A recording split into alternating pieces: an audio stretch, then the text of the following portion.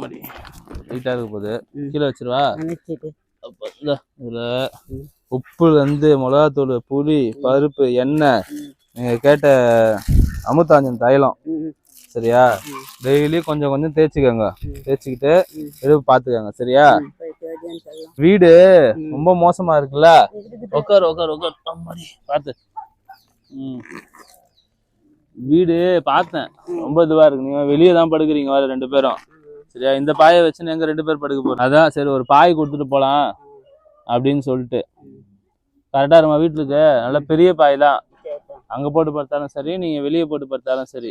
ஏன்னா உள்ள பத்தாதுன்னு நினைக்கிறேன்.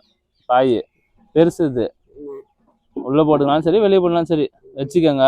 நான் உங்களுக்கு அடுத்த வாட்டி வரும்போது பெட்ஷீட் எதனா எடுத்துன்னு வரது பாக்குறேன்.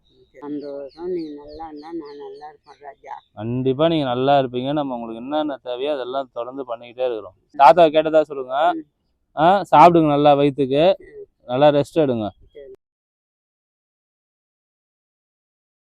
அந்த காய் பதார்த்தம் வச்சு பாய் எல்லாம் மட்டும் எடுத்தாந்து கொடுக்குறாங்க. அவங்களால தான் நாங்கள் பழக்கிறோம். நீங்கள் நல்லா இருந்தால் போதும். குழந்தை குட்டியோட நல்ல மாதிரிக்கா குடும்பமே, தாய் தாய்ப்பேன், அண்ணன் தம்பி அக்கா தங்கச்சி, நீங்கள் இருவரும் அந்த ஆண்டவர் புண்ணியத்தில், அந்த தெய்வம் புண்ணியத்தில் நல்லா இருந்தால் போதும். நீங்கள் நல்லா இருந்தால் நாங்கள் நல்லா இருந்த மாதிரி